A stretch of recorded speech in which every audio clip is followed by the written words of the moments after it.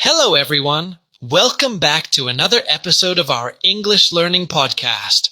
I'm your host, and today we are going to talk about something that many people feel, but don't always talk about. It's called anxiety. Yes, that feeling when your heart beats fast, your mind feels heavy, and you start to worry about everything, even small things. I know that feeling very well. And maybe you do too. Sometimes we feel anxious before a test, before speaking English, or before meeting new people. Anxiety makes us feel like something bad will happen, even when everything is fine. So today, let's talk about how to overcome anxiety and feel more calm and strong inside. Before we start, I want you to take a deep breath. Inhale slowly through your nose and exhale through your mouth. Good. Now let's begin this journey together. First, I want to teach you one useful English word that is connected to our topic. The word is overwhelmed. It means when you feel like too many things are happening at the same time, and your mind cannot handle it all. For example, you have many tasks, your phone is ringing, messages are coming, and someone asks you for help. You feel overwhelmed. Here are some easy examples.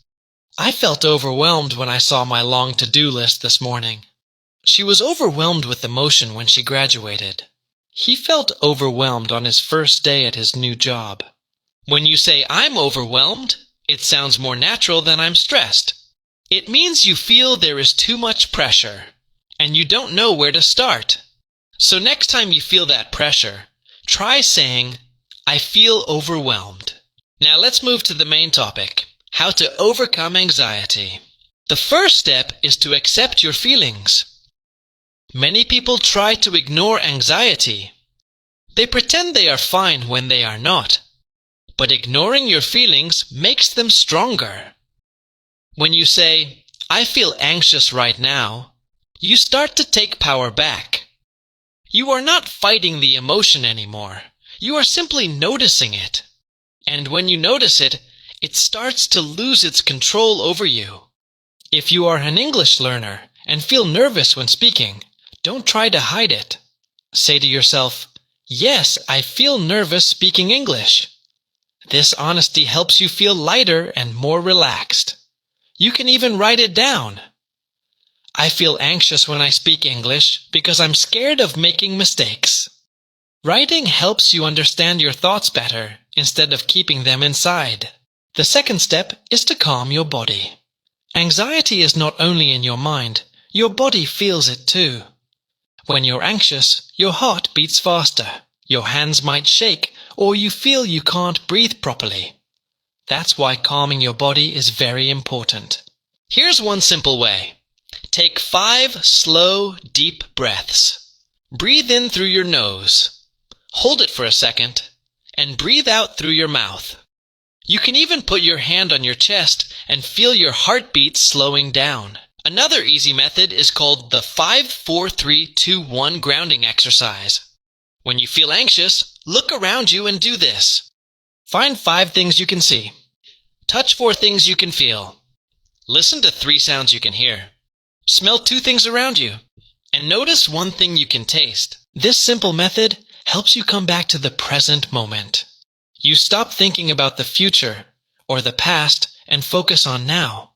When I used to feel nervous before speaking English, I would take a deep breath, pause, and tell myself, "It's okay. I can do this." Then I would say just 1 sentence I knew well. That small action helped me speak with more confidence. The third step is to control your thoughts. Anxiety often starts from the what-if questions. You know what I mean. What if I fail? What if I forget my words? What if people laugh at me? These thoughts grow fast and make you more scared. But most of these thoughts are not true. They are only fears in your head. For example, before a job interview, I used to think, what if I say something wrong?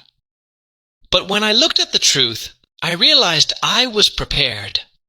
I had practiced, and I knew my answers. I just needed to trust myself. So next time your brain says, "What if I make a mistake?" answer with something real. Say, "I have practiced. I know what to say." Remind yourself of what is true right now, not what your fear is trying to tell you. The fourth step is to break big problems into small ones. When we are anxious, our mind makes small things look huge. We feel like we cannot handle them. For example, if your email box is full, you feel you'll never finish. But if you say, "I will reply to 2 emails now, then take a short break," it becomes easy. If you are learning English, don't say, "I have to be fluent soon." That's too big. Instead say, "Today I'll learn 5 new words," or "I'll speak English for 10 minutes. Small steps make big changes. Every small win builds your confidence. Remember, progress is not about doing everything at once. It's about doing one thing every day. The fifth step is to move your body. Yes, movement really helps. When you walk, stretch, or even dance, your body releases stress. I can't tell you how many times a short walk has saved my mood. You don't need to go to the gym. You can stretch your arms, move your neck, or do light exercise at home. When your body moves, your mind relaxes. If you are studying English and feel stuck, try walking while listening to an English podcast. Or review your flashcards while walking slowly. Movement and learning together can make you feel more active and less stressed. Now, the sixth step is to limit what you take in. We live in a world full of information. Social media, news, messages, they never stop. It's like your brain is trying to read many books at the same time while people are shouting around you.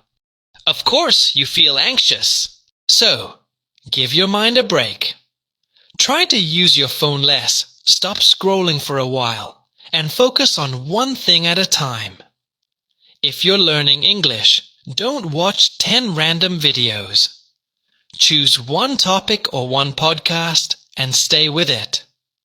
Quality is better than quantity. Protect your mental space. The seventh step is to talk about your feelings. Don't keep everything inside. When we stay silent, our anxiety grows stronger. But when we talk to a friend, a teacher, or even write in a journal, we release that pressure. Saying, "I'm feeling anxious today," is not weakness. It's being human. If you're an English learner, this can help you in 2 ways. You practice speaking and you also feel better. You can talk to a study partner or a tutor. You'll see that you're not alone. Everyone feels nervous sometimes. When we share our feelings, anxiety loses its power. The next step to overcome anxiety is to build a routine that makes you feel calm and safe. Many people think a routine is boring, but actually, it helps your mind feel stable. When life feels crazy, a simple routine can be your anchor, something that keeps you steady. For example, try to sleep and wake up at the same time every day. Go for a small walk in the morning, or drink your tea quietly before checking your phone. These small actions tell your brain, "I am in control. I have balance." For English learners, you can make a small English routine too. Maybe study 5 new words every morning, or listen to a short English podcast while cooking or driving. You don't need a big, complicated plan. Just make small habits that you can keep every day.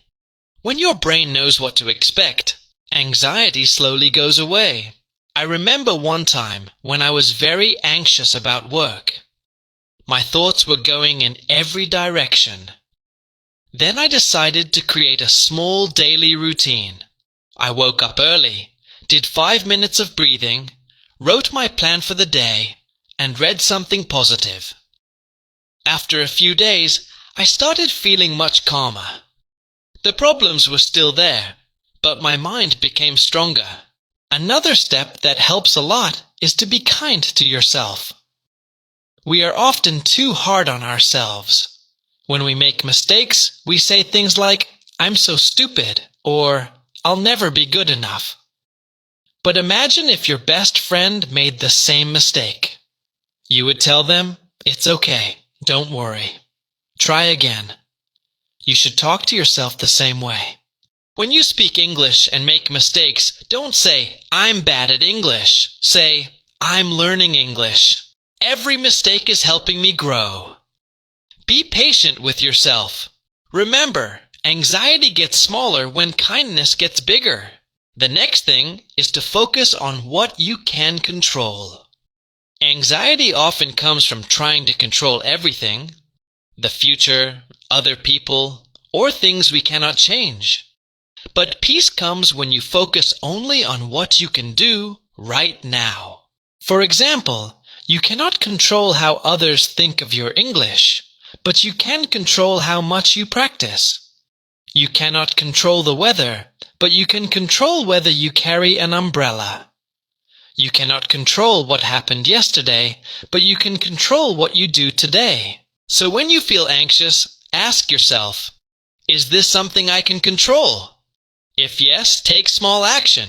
If no, let it go. Worrying will not fix it.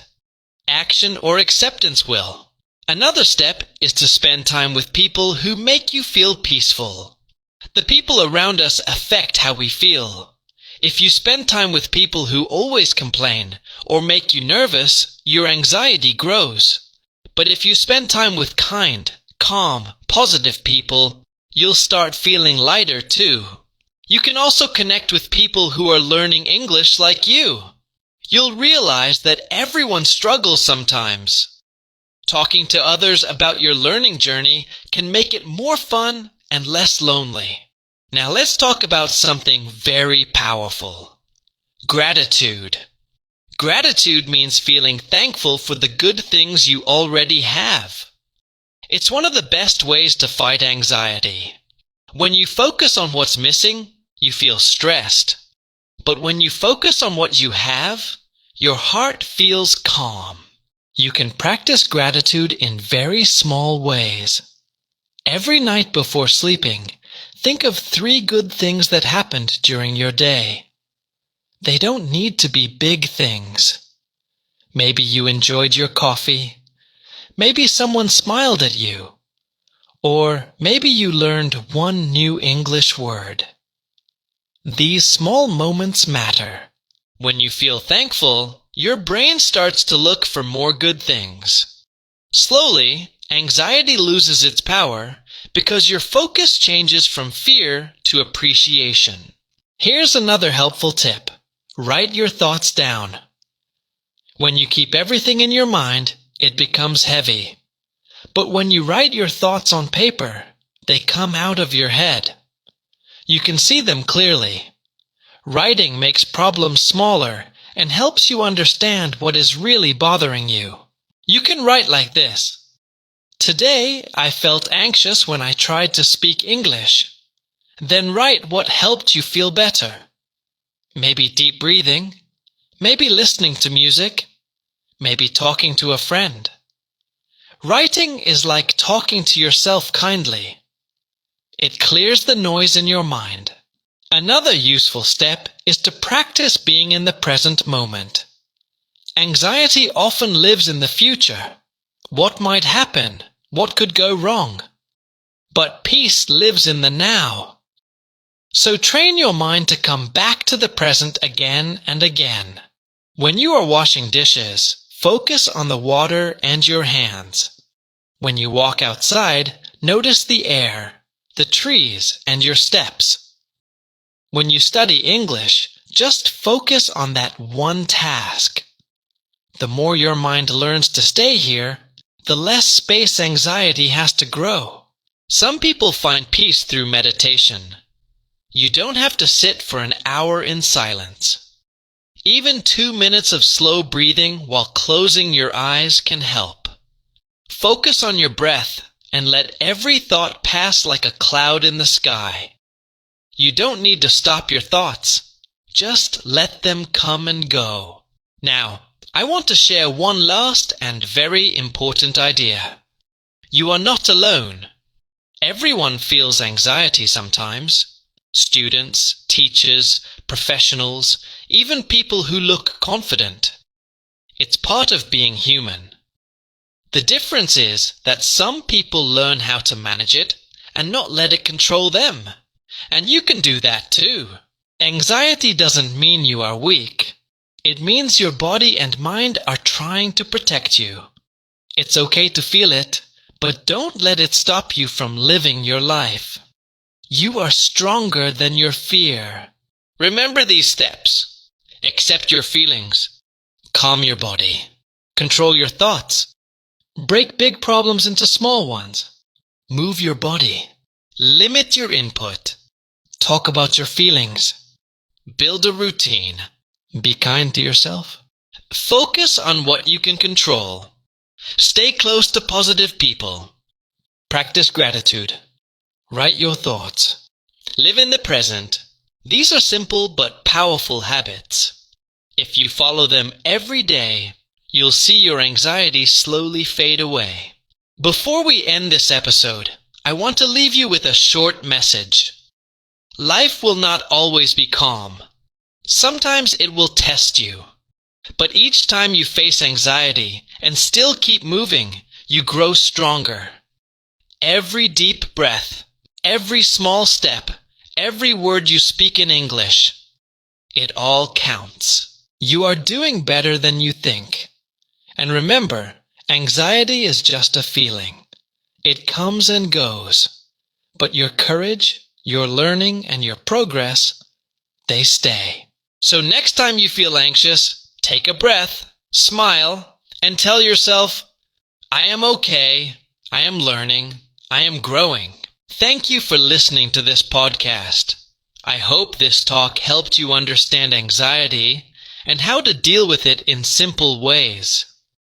Keep practicing English, keep learning about yourself, and keep believing that peace is possible. Until next time, stay calm, stay kind, and keep learning English with confidence.